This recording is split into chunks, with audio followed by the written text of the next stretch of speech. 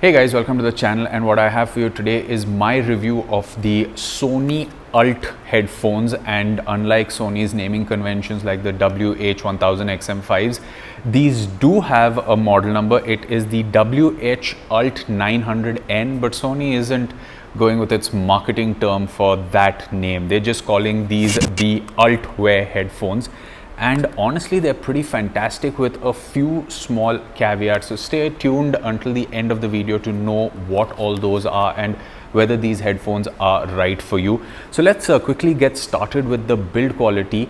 And honestly, they remind me a lot of the XM4s because that is kind of the build quality that it comes with. Of course, the 1000 XM5s are my go-to headphones for a lot of things. So I'm going to be comparing these to the XM5s, but as of me making these videos, these are priced at about 16,990 rupees, and the Sennheiser Accentum Plus, the headphones that I reviewed just before these, are priced at 15,990 rupees. And when I made that video, I was a little perplexed as to why I couldn't find a great pair of headphones for about 15,000 rupees. But now we have two options. We have the Sennheisers that I reviewed earlier and the Sonys. Now both these headphones are great for what they offer. As I've always said, sound quality is something that's very personal, so I would highly recommend that you guys go and listen to the headphones if you have an option at an offline store that will actually give you a much better experience. But like I said, let's get started with the build quality. Now these are very well built. You are going to see very little flex or very little cheapness in any of the materials used outside. They also fold in, so when you are packing them, the hard case that they come with, they do fold in and fit nicely.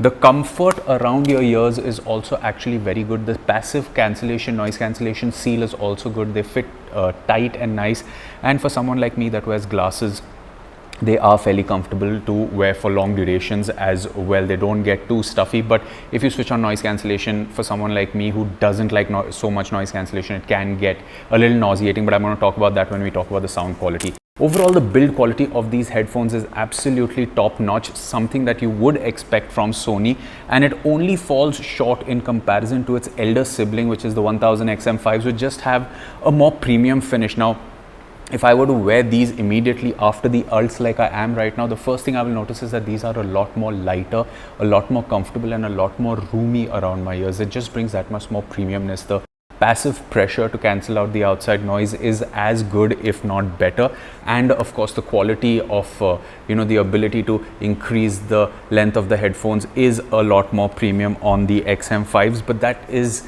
a whopping 10,000 rupees more expensive than this, so you would expect those to have a better build quality. But for these, they are very well built for the price.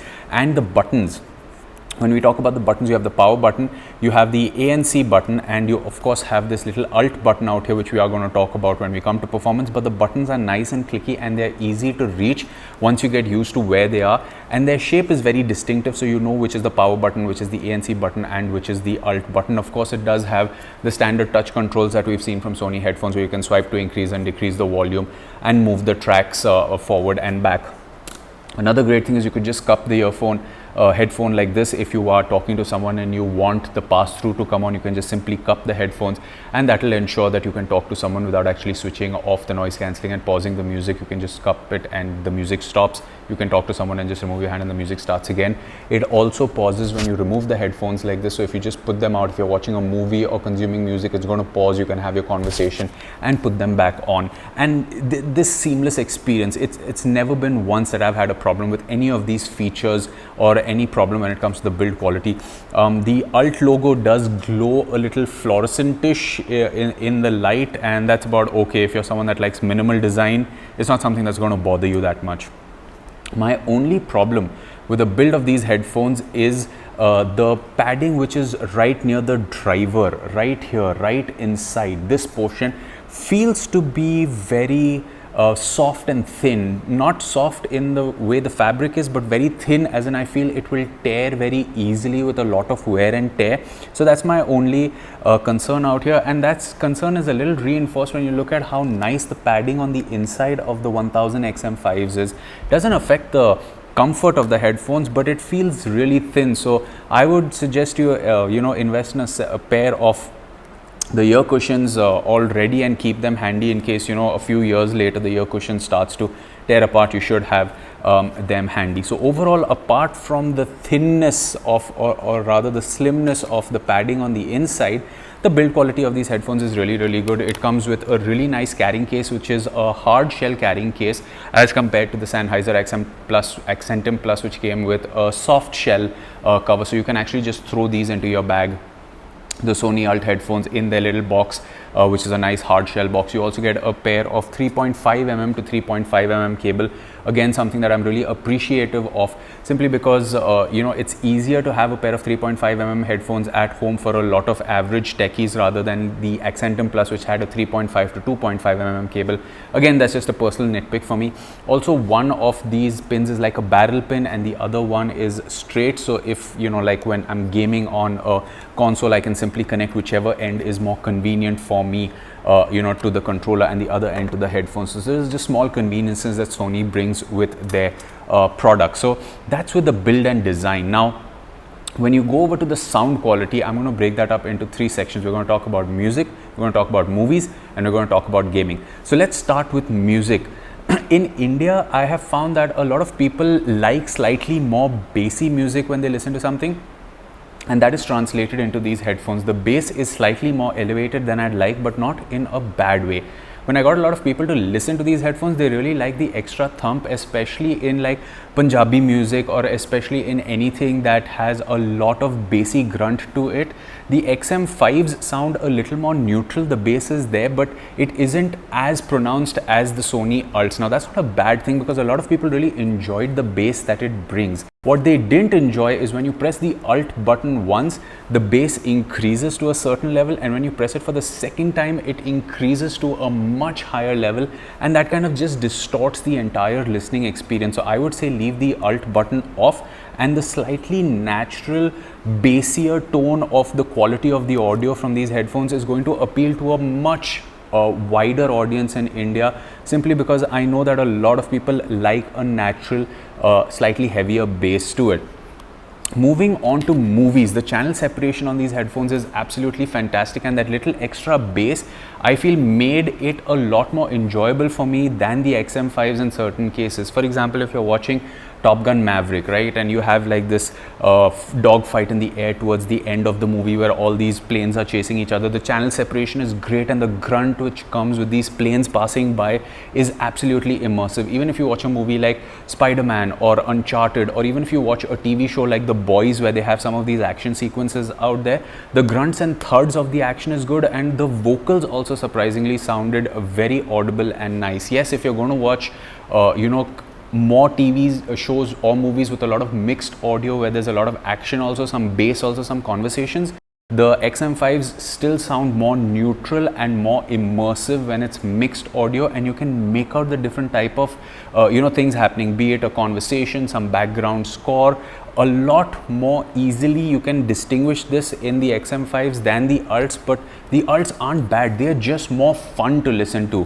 And the place where I think these headphones really excel is when it comes to gaming, because if you play a game like, let's say, God of War, or if you have Doom, or if you're playing Gran Turismo, or even Ratchet and Clank, or Spider-Man, or you know, any of these games, when you're playing it, you want to have that slightly punchier bass, because that's how gaming audio is made. Because when you put an action on screen, when you have a fight in God of War, let's say, or there's this big set piece moment that's happening, or if you're listening to the grunt of the cars, the engine of the cars in Gran Turismo or in Forza, or just the heavy metal music in a game like Doom or Doom Eternal with that big shotgun firing, you know, the bass going thud every time, these headphones sounded absolutely fantastic. And for most of my duration of consuming content, be it from movies, music and gaming, I kept the ANC off, and these sounded absolutely great and immersive for long duration of use. Yes, I could hear the surroundings around me, but if you switch on the noise cancellation, you simply connect it with the 3.5mm cable. I wouldn't recommend connecting these to a console or to your TV via Bluetooth if you're gaming, because that latency is very noticeable. But just connect it via the 3.5mm cable to the controller and the headphones, and you are good to go. And you can switch them on, and the noise cancelling comes on as well. So you do get that very, very immersive experience. Now, another con that I have with this headphones are the microphone. I didn't try it at all for gaming, but when I was on a few Zoom calls and Google Meets calls for work, or even when I just answered some calls at home, the audio is fine. I mean, in an environment like this where there's not much ambient noise, it's great. But when I go out for a walk, that is when the wind noise, the noise of people around me, if there are dogs barking or if there's traffic, is very easily noticeable, and the conversational quality isn't the best. I mean, a lot of people asked me if I was wearing headphones and what was wrong with the ambience around me. It's been windy where I live for the past couple of days, so a lot of the wind noise is actually caught in this, and you can get the little in the middle of the conversation. So the microphone is okay, it's possible if you're going to have conversations at home, but it's not something that you can use for long durations if that is a priority. So overall, if you are in the market to spend about 15 to 16,000 rupees on a pair of headphones, you have two options that I recommend highly, both the Sennheiser Accentum Plus and the Sony ULTs. Where the Sony ULTs are better is they come with a hard shell carrying case, which means that you can throw them around in your bag and not worry if anything's happened to them. And of course, for the fact that they come with a 3.5mm to 3.5mm cable for connectivity, and they sound much better than the Accentum Pluses when it comes to gaming. The Accentum Pluses have their own set of advantages. You have better transparency over there, as in you can control the amount of noise cancellation to transparency to a sweet spot. So you can have a certain amount of noise cancellation and a certain amount of transparency. And for someone like me that gets nauseous when you put on noise cancellation for a long duration, I prefer Sennheiser's solution out here. But that doesn't mean that the adaptive mode out here is bad. It's fairly good, and again, it's subject to what you are looking for.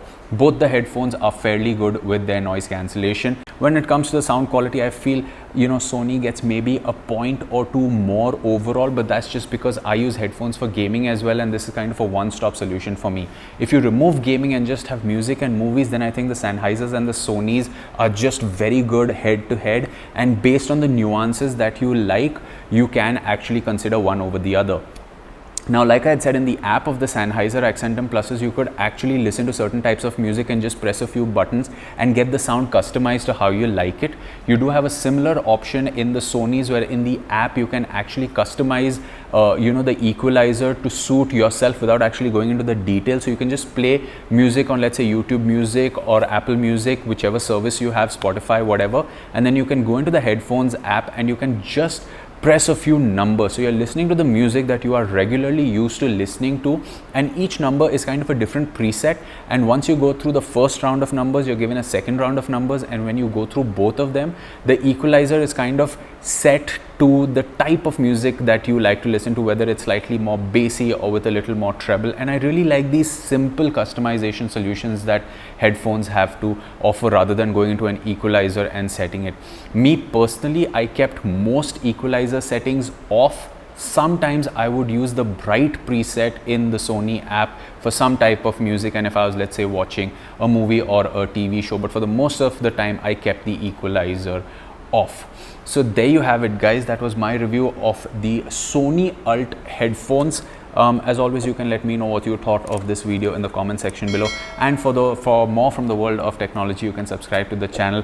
This is me, Samir, signing off. I'm going to catch you in another video. It's goodbye for now.